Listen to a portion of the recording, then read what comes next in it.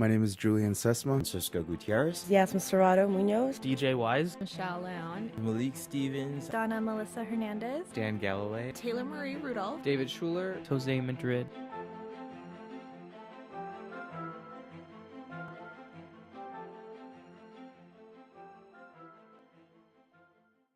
How would your life be different, do you think, if you hadn't come to Georgetown? Yeah, great question.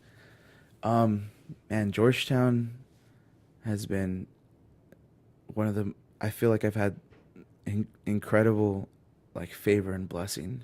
I'm here on scholarship through GSP supporters, through supporters of Georgetown campus for students like me. And man, to think that I've been able to like be here at like one of the best universities in the world, with all this support, with all these resources,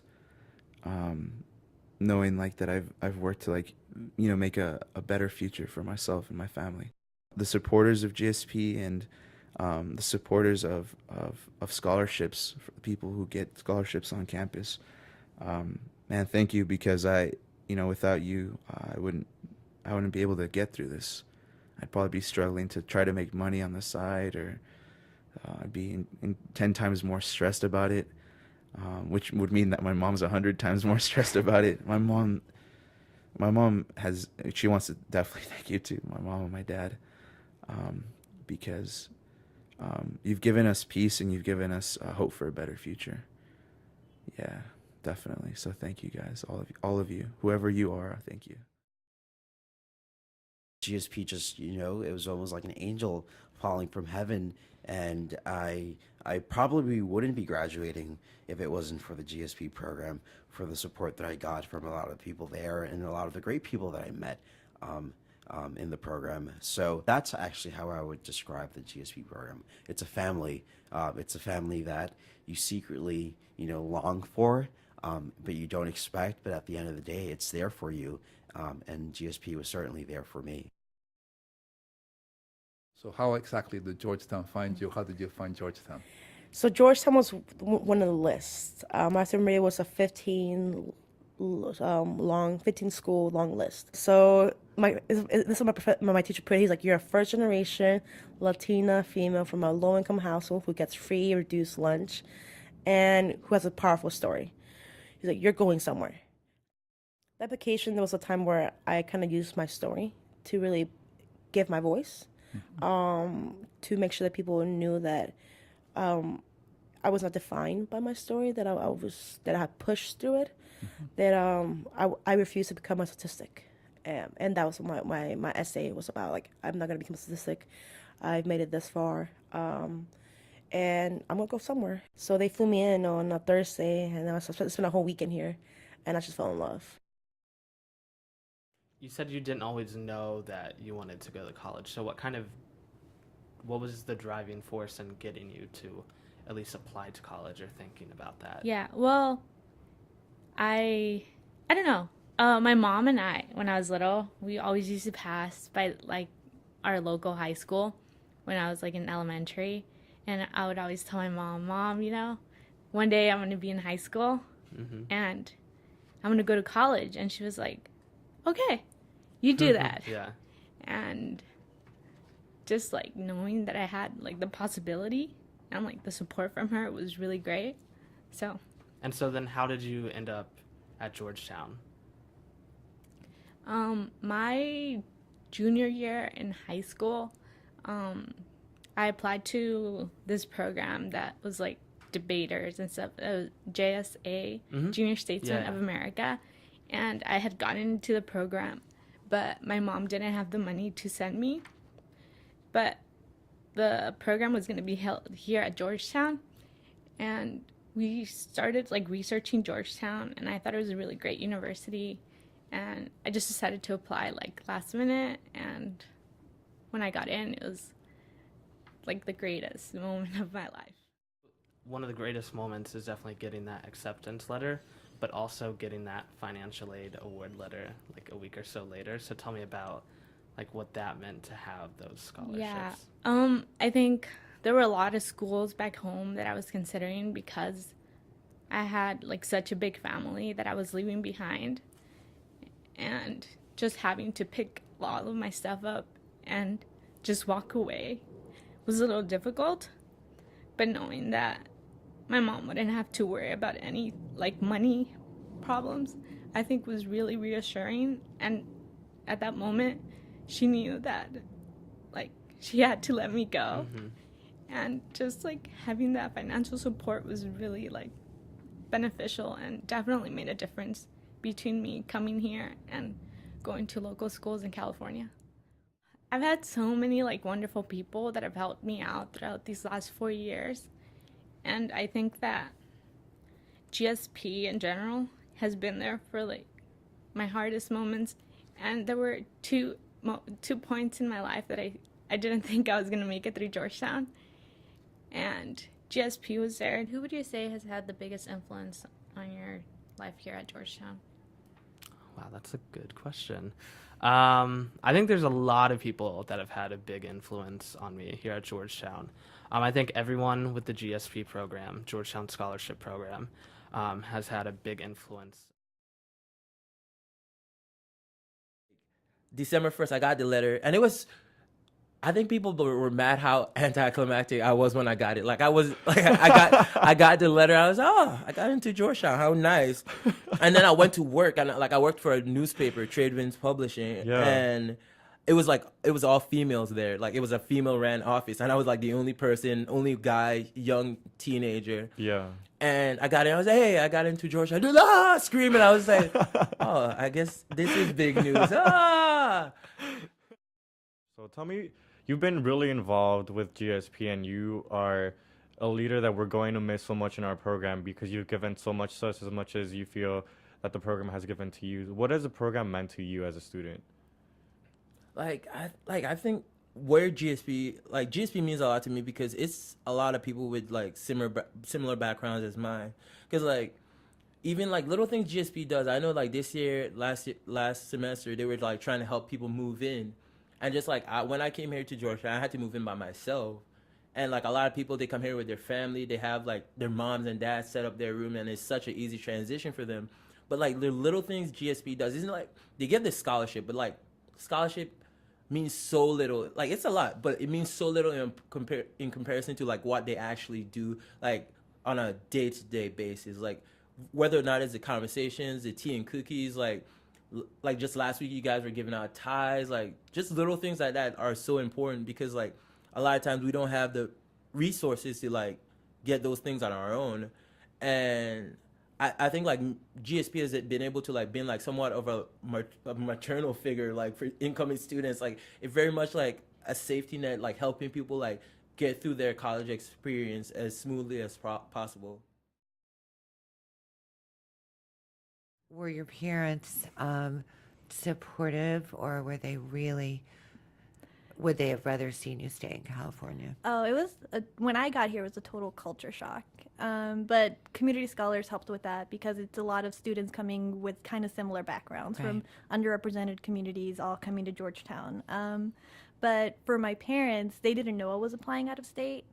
They didn't even know when I started the application process for college. Like, my father's Mexican, my mother's Salvadorian. So when I told my dad that I'm writing all these essays because I want to go to college, he's like, I'm an essay, I can go to college. That was like his only response to me wanting to go. And that was like the only conversation we ever really had about it. I had a lot of support within my high school to really push myself to apply other places.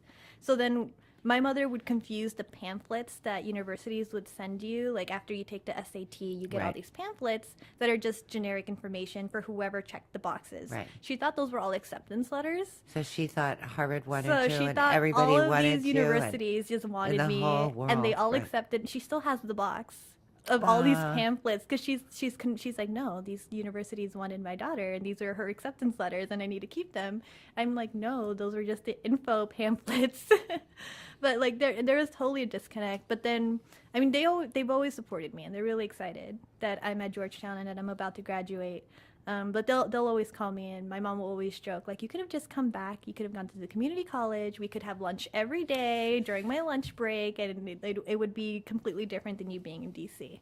But at the same time, like, my younger brother is 10, and now college is a word that he uses a lot. Absolutely.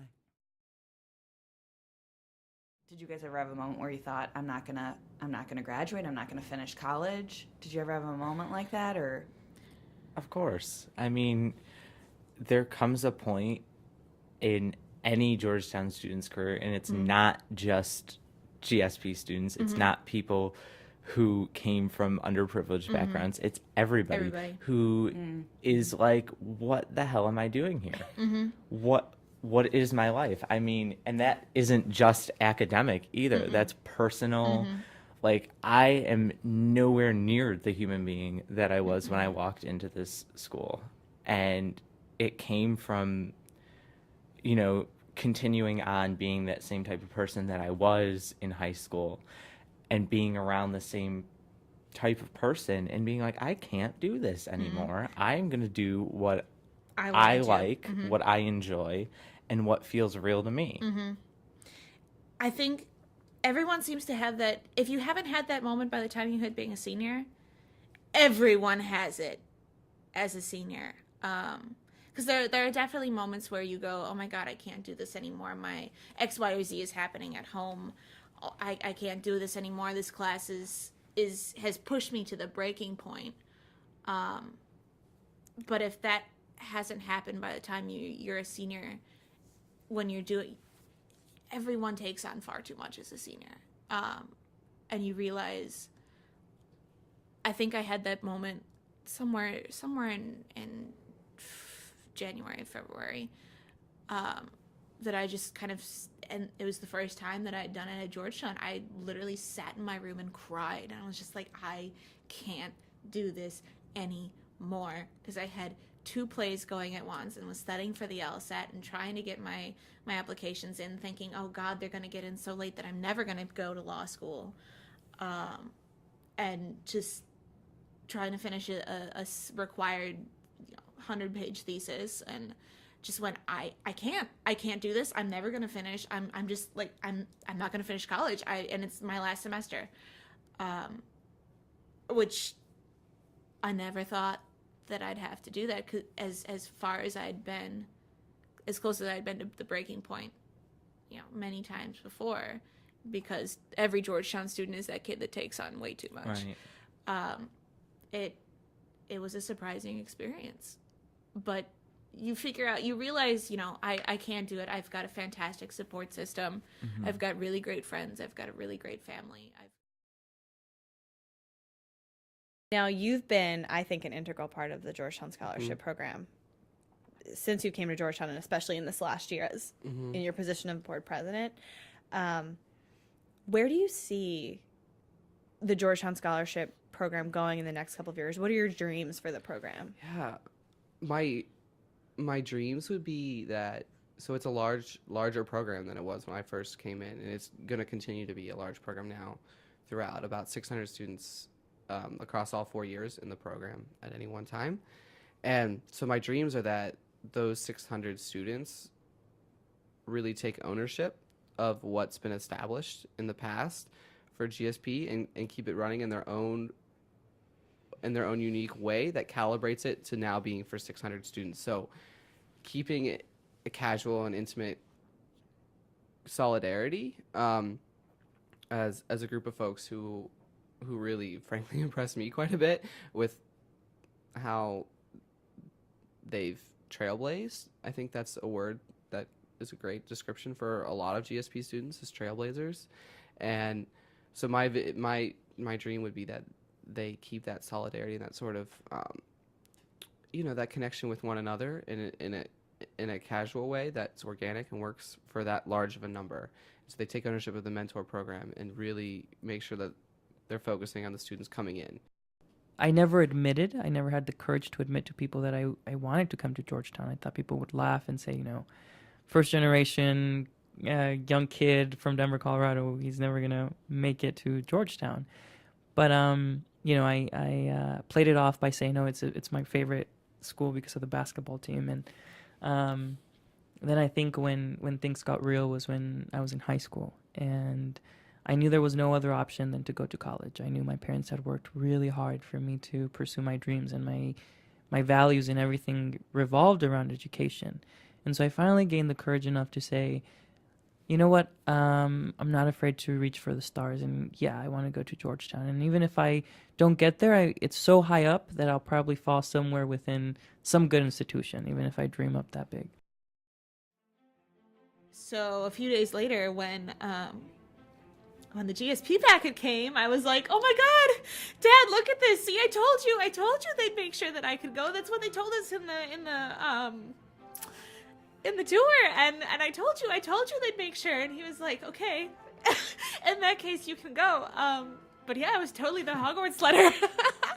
I wouldn't be here without it. But oh my God, I can't imagine not being here. I love it here.